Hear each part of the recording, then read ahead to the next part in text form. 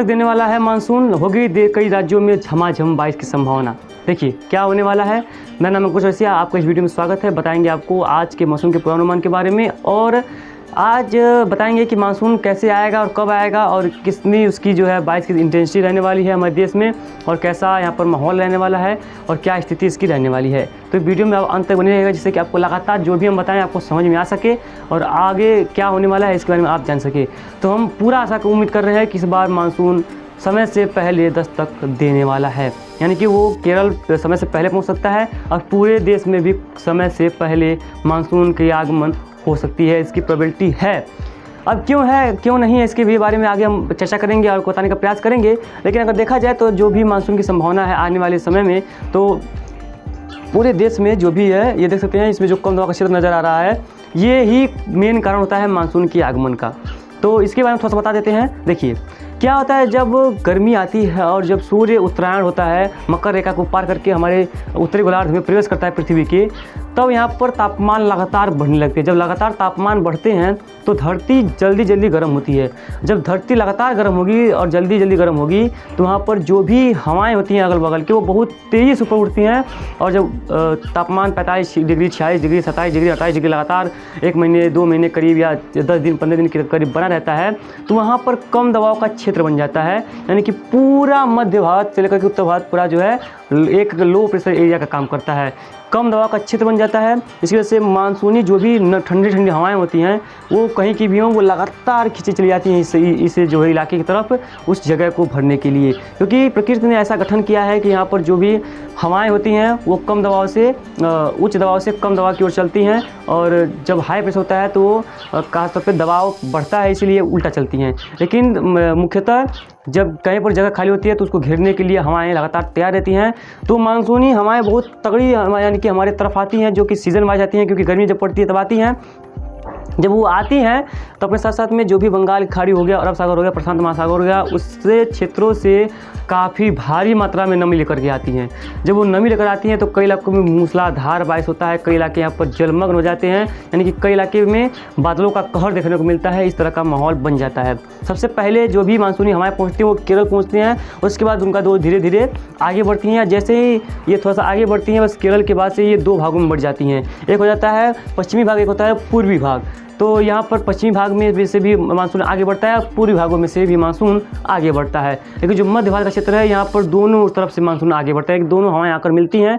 तो मध्य प्रदेश ऐसा राज्य होगा और मध्य प्रदेश के आसपास के जो भी क्षेत्र होंगे जहाँ पर दोनों तरफ से मानसून का स्वागत करता है ये राज्य जो भी है यहाँ पर मानसून का आगमन होता है, और मानसून यहाँ पर स्वागत लोगों का इस राज्य जो है ये मानसून इसका स्वागत करता है। तो हम आशा करते हैं कि यहाँ पर लोगों को जो है परेशानियों का सामना करना नहीं पड़ेगा, क्योंकि मानसून जल्दी आने वाला है। पहले के जो भी लोग रहते हैं उनका कहावत ये रहता था कि जब ज़्यादा गर्मी पड़ती है तो ज़्यादा बरसात होता है मानसून के दौरान पर, इसलिए बहुत ज़्यादा गर्मी पड़नी चाहिए।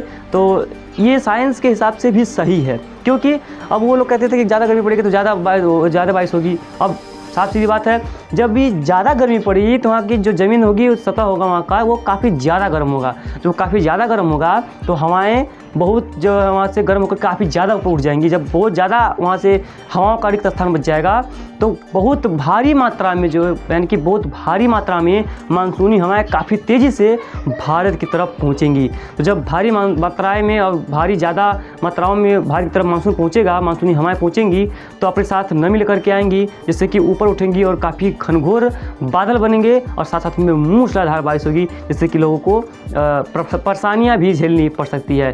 तो मार्च का महीना इतना गर्म है, अगर ऐसे ही अप्रैल और मई रह गया तो ये मान के चलिए कि मानसून काफ़ी सुधरा हुआ आपको नजर आएगा। उसका शुरुआत ही बहुत भयानक होने वाला है, और हमको पूरा उम्मीद है किसी तरह का माहौल अभी लगातार बना रहेगा। हालांकि अप्रैल में थोड़ी सी आपको राहत मिलेगी गर्मी से, लेकिन मई में फिर से वही हाल रहने वाला है जो मार्च में, इससे भी बेहतर यहाँ पर जो हालात बनने वाले हैं। यानी कि हम पूरा आशा कर रहे हैं कि इस बार मानसून समय से पहले आएगा, क्योंकि ज़्यादा गर्मी पड़ेगी तो समय से पहले मानसून को खींचेंगी और मानसून हमारे भारत में दस्तक देगा। तो कई इलाकों में झमाझम बारिश होगी, कुछ इलाकों में मूसलाधार बारिश होगी, और अभी के मुताबिक देखा जाए तो मानसून करीब करीब सामान्य रहने वाला है। इसका भी जल्दी अपडेट आपको मिल जाएगा।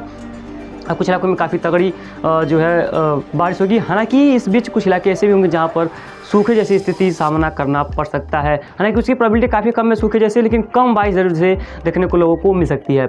देखिए अब आगे बात किया जाए बारिश के आगे का, तो देखिए इसमें जो भी मानसूनी सीज़न होता है, यानी मानसून सीज़न में जो भी बारिश होती है वो कभी सिस्टम बनते हैं। तो एक मानसून की अक्षीय रेखा बनती है जो कि कभी मध्य भारत पर, तो कभी उत्तर भारत पे, तो कभी यहाँ तक, यानी कि सरकती रहती है, ऊपर नीचे होती है।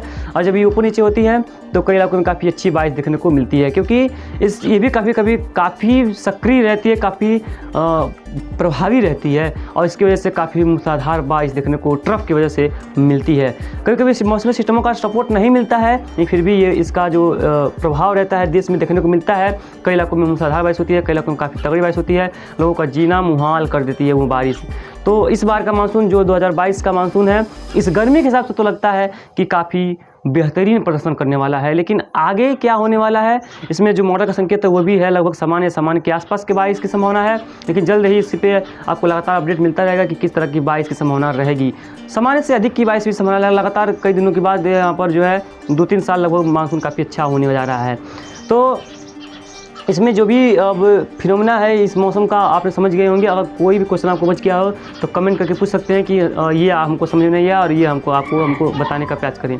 देखिए सबसे पहले क्या होता है, जो भी इस बार मानसून का दस्तक देने वाला है, यानी कि मानसून जो भी हमारे सब तरफ आने वाला है, इसकी पूरी प्रोबेबिलिटी है कि जब दक्षिण पश्चिमी हवाएं लगातार चलने लगती है, लगातार चलती हैं, लगभग 10-15 दिनों तक लगातार चल लेती हैं। और भी कई कारण होते हैं, जो है केरल में 2-3-7 स्टेशनों पर लगातार बारिश हो जाना, मतलब कि बहुत फिनोमेना होता है। सूर्य का प्रकाश धरती पर न आ पाना, घने बादल छाए रहना, ये मानसून आने का जो है थोड़ा सा आगे का प्रोसेस होता है, यानी कि मानसून को आगे बढ़ाया जाता है उस हिसाब से।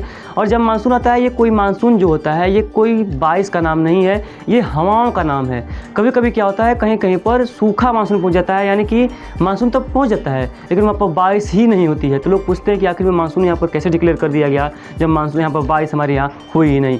आप क्या भले ही ना हुई है, लेकिन आगे तो हुई है ना, मानसूनी नाम हवाएं पहुँच तो रही हैं। अब वो ऐसा नहीं है कि वो जब सूखा मानसून होगा तो बारिश ही नहीं होगी, ऐसा कुछ नहीं होता है। लेकिन ज़्यादातर देखा गया है कि जब मानसून का आगमन होता है तो साथ में वो बारिश लेकर के आता है।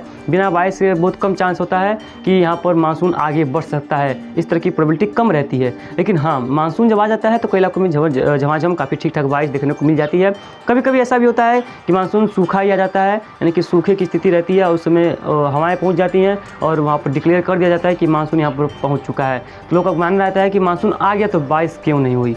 तो बात यह है कि यहाँ पर मानसून कोई रेन का नाम नहीं है, कोई बादलों का नाम नहीं है, ये एक नाम है तो मानसूनी हवाओं का। हवाएं हैं जो कि लगातार बहती हैं, अपने साथ नमी लेकर के आती हैं, बादल बनते हैं। वहाँ की वायुमंडलीय स्थिति भी बताती है कि यहाँ पर बादल कब बनेंगे, कैसे बनेंगे, क्यों नहीं बनेंगे और क्यों बनेंगे और कितना बारिश होगा, वो भी वहाँ का जो वायुमंडलीय परिस्थितियाँ हैं वो भी उस पर निर्भर करता है कि वो कितना साथ दे रही हैं उन हवाओं का, और उससे वहाँ का जो पैरामीटर है वो क्या कह रहे हैं, इसके बारे में भी वो डिटेल देती हैं।